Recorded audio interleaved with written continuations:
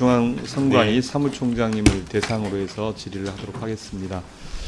윤석열 대통령과 김건희 여사의 공천 개입 논란이 연일 확산되고 있습니다. 오늘 회의에서도 그 얘기가 주를 이루고 있고요.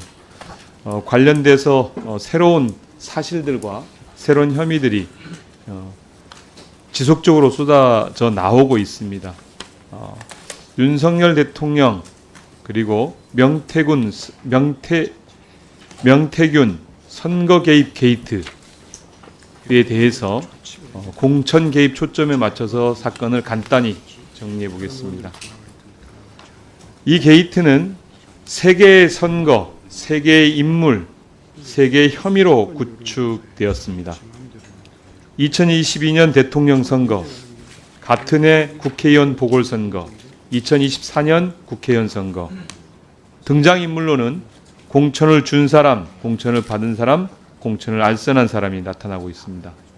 혐의로는 대통령의 정치자금법 위반, 명시와 김영선 전 의원의 정치자금법 위반, 대통령 부부의 공천 개입 혐의입니다. 우선 첫 번째로 2002년 대통령 선거에서 윤석열 당시 후보가 명태균 씨로부터 여론조사를 무상으로 제공받은 정치자금법 위반 혐의입니다. 명태균 씨는 미래한국연구소와 시사경남을 운영하며 지난 대선 기간 무려 80여 차례 여론조사를 실시했습니다. 자체 실시한 여론조사 23회 중 조사 대상이 3,000명이 넘는 면밀조사도 9개나 포함되어 있고요. 그중 6회는 공표금지 깜깜이 기간 동안 진행되었습니다. 명 씨는 윤석열 당시 후보에게 직접 수시로 조사 결과를 보고한 것으로 진술하고 있습니다. 그런데 문제는 윤석열 캠프 측에서 여론조사 비용 3억 7,520만 원을 지불하지 않았다고 합니다. 관련 증언들도 녹취로 통해 발표되고 있습니다. 국민의힘 대선 회계보고서에 미래한국연구소라는 이름은 전혀 등장하지 않는 걸로 취재 결과가 나타나고 있습니다. 현행 정치자금법상 정치활동에 소요되는 비용을 제3자가 부담하거나 지출하는 경우 채무의 면제, 경감, 그 밖의 이익을 제공하는 행위 등 모두 기부행위로 규정하고 있습니다.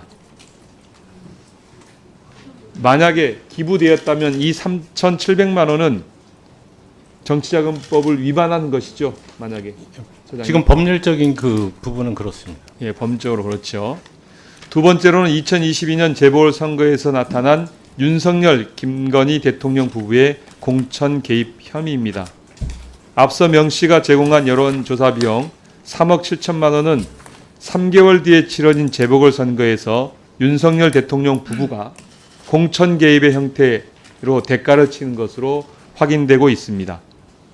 명 씨가 김영선 전 의원을 국회의원 후보로 공천하기 위해 윤석열 대통령과 김건희 여사에게 청탁한 정황이 여러 인물의 증언을 통해서 드러나고 있습니다.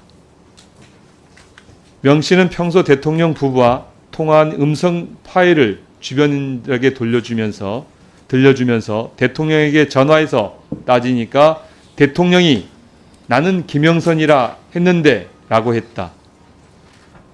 윤핵관이 미는 사람들 물리치고 김영선으로 공천받아 왔다 등 취지로 윤석열 대통령이 공천 개입한 사실을 수차례 발언을 했습니다.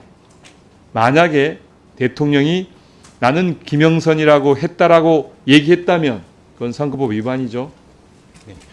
전제 조건으로 자꾸 말씀드리니까 만약 법률적인 부분은 그렇습니다. 법률적으로 그렇지요. 예. 국힘 당직자 출신 인물도 명 씨가 영남 지역에 여성 후보가 없다고 수차례 김영선 후보 공천을 요구하자 윤석열 대통령이 알았어, 내가 다시 알아볼게 라고 했다고 진술했다고 합니다. 그래서 우리 김종량 의원께서 공천을 못 받으신 거겠죠. 아, 그래, 아니래요? 예, 뭐 그래도 제가 볼 때는 그렇습니다. 예. 김건희 여사도 김영선 의원의 창원시 국회의원 공천에 적극적으로 개입한 혐의를 나타내고 있습니다. 회계 책임자 강혜경 씨는 김건희 여사가 명태균 씨와의 통화에서 오빠 전화 왔죠? 잘 될 거예요 라고 말했다는 사실을 증언했습니다. 그것도 너무너무 많이 듣다 보니 제가 정확하게 기억을 한다라고까지 얘기를 하고 있습니다. 이렇게 공천을 대가로 공천을 주었다면 그것 또한 선거법 위반이죠. 만약에 지금 법리적으로 아니, 그게 아니라 대통령 부분은 네. 법률 해석상 네. 그 기부행위 그러니까 그 금품 수수 이런 부분들이 지금 문제가 된다고 하면 그렇게 되는 거지만 예 지금 저 김건희- 영부인과 같은 경우에는 아까도 지금 예, 말씀드리고 예, 싶은 예, 부분을 예. 제가 말씀을 드릴게요. 예, 예. 영부인과 같은 나중에 예. 말씀하세요. 아. 그 문제는 제가 질문하는 게 아니니까. 예. 나중에 필요한 부분이 있으면 말씀하세요. 예. 그 세 번째로 올해 22대 국회의원 선거 관련해서 김건희 여사가 또다시 공천 개입 혐의가 있습니다. 김영선 의원에게 김건희 여사가 이런 제안을 했어요. 김해로 지역구를 이동해 달라. 그러면 대통령과 맞춤형 지역 공약을 마련해 주겠다. 이러한 사실을 보았을 때 김건희 여사는 대통령과 이러한 사실들을 의논했고 서로 논의했을 거라고 추정되어집니다. 그렇다면 대통령은 관련되어진 선거법을 위반한 혐의가 되는 거고요. 그리고 그렇다고 생각합니다. 또한 김건희 여사는 사실은 이제 대통령인 남편의 권력을 이용해서 여러 가지의 이제 국가 정무에 관여를 하고 있는 것이죠. 이 선거법도 포괄적으로 본다면 저는 김건희 여사도 공인으로 취급하고 이 처리를 해야 된다고 생각합니다. 왜냐하면 김건희 여사와 윤석열 대통령은 부부로서 실질적으로 논의한 정황들이 나타납니다. 그래서 관련되어진 조사를 중앙선관위가 해야 된다고 생각합니다. 중앙선관위는 선거라는 것은 민주주의에 있어서 민주주의 제도의 가장 큰 근간이죠. 선거제도가 없으면 민주주의가 아니죠. 네 그렇습니다. 예, 민주주의를 수호하는 기관이에요. 네. 중앙선관위는.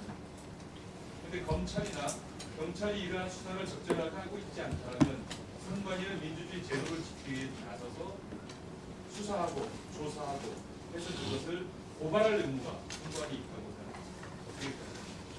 지금 고발을 해도 결국 수사기관이 저희의 판단에 좌우되지가 않습니다. 그 고발을 예, 그것 때문에 제가 그 고발이라는 것이 검찰의 고발만이 아니라 국민에게 고발할 이유가 있다고 말씀드립니다. 선관위의 존재 이유예요. 오부 요인으로 선관위원장을 넣는 이유가 거기에 있습니다.